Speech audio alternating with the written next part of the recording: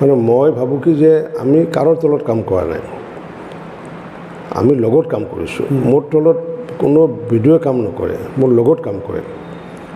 আৰু ময়ো কাৰোৰ তলত কাম কৰা নাই, ময়ো কাৰোবাৰ লগতহে কৰোঁ। এই যে টিম স্পিৰিট, যে আমি লগত কৰা মানসিকতা, এই মানসিকতাৰ কাৰণে আমাৰ 30 মাহত 12 লাখ ঘৰ সম্পূৰ্ণ কৰিবলৈ সক্ষম হৈছোঁ। গতিকে মই ভাবোঁ আগন্তুক দিনত আৰু 3 লাখ ঘৰ আছে, এই 3 লাখ ঘৰো আগন্তুক দিনত হৈ যাব।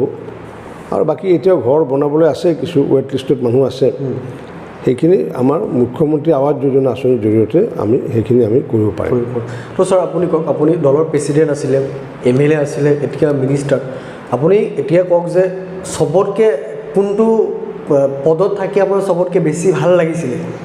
তো অলপ যদি আপুনি দৰ্শক শ্বেয়াৰ কৰে বা আমিও জানিলোঁ। এইটো সকলোতকৈ মানে কাম কৰি বেছি উৎসাহ পাইছিলোঁ মানে দলৰ সভাপতি হৈ পেলাই। কাৰণ কিয়, তেতিয়া আমাৰ কাৰ্যকৰ্তাসকলৰ লগত সম্পৰ্ক এটা আছিলে পোনপটীয়াকৈ। মই বুথৰ সভাপতি ঘৰত থাকোঁ, বিভিন্ন মণ্ডল, অসমৰ এনেকুৱা এটা সমষ্টি নাই, এনেকুৱা এটা মণ্ডল নাই য'ত নেকি মই যোৱা নাই। বৰাক ভেলী হেন ঠাইত মই সভাপতি হৈ থাকোঁতে 22 বাৰ গৈছিলোঁ আৰু টোটেল 56 দিন তাতে নাইট-হল্ট কৰিছোঁ। গতিকে সেই কাৰ্যকৰ্তা লাখ লাখ কাৰ্যকৰ্তা লগ পাওঁ আৰু সেই কাৰ্যকৰ্তা মই সৃষ্টি কৰা। কাৰণ পূৰ্বতে সিদ্ধাৰ্থ ভট্টাচাৰ্যী সভাপতি থাকোঁতে 22 লাখ সদস্য আছিলে আৰু মই সভাপতি হোৱাৰ পিছত 42 লাখ। গতিকে আনাডাৰ 20 লাখ মেম্বাৰশ্বিপ মই বাঢ়াইছোঁ। আৰু এইখিনি ক্ষেত্ৰত বিভিন্ন মানুহৰ সহায় সহযোগ আছিলে, যে অকল যে মই কৰিছোঁ সেইটো নহয়, গোটেই টিমৰ দলৰ মানুহে সহায় কৰিছিল। কিন্তু যিহেতু কাৰ্যকৰ্তা মই সৃষ্টি কৰা কাৰ্যকৰ্তা, গতিকে সভাপতি হৈ থকাৰ সময়ত মই বেছি আমেজটো পাইছিলোঁ। তো ছাৰ আপুনি ক'লে যে আপুনি বহুত ঘৰ দিছে মানুহক। এতিয়া আপুনিও বৰপেটাৰ, ময়ো বৰপেটাৰ।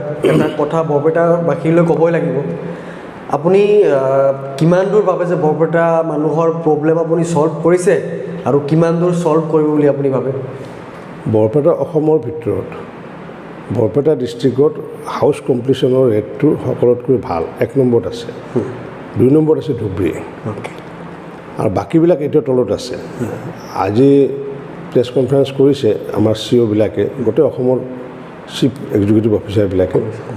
আৰু মই তালিকাখন যিহেতু জানোৱেই, মই বৰপেটাৰ পাৰফৰ্মেঞ্চটো অসমৰ ভিতৰতে ভাল। আৰু বাকী যিখিনি ঘৰ পাবলগীয়া আছে সেইখিনি ঘৰ আমি আগন্তুক দিনত মুখ্যমন্ত্ৰীয়ে যি আৱাস যোজনা, সেই আৱাস যোজনাৰ জৰিয়তে দিব পৰা যাব। কিন্তু মই বৰপেটাৰ ফলাফল যে 1 নম্বৰত আছে তাৰ কাৰণে মই ছেটিছফাইড।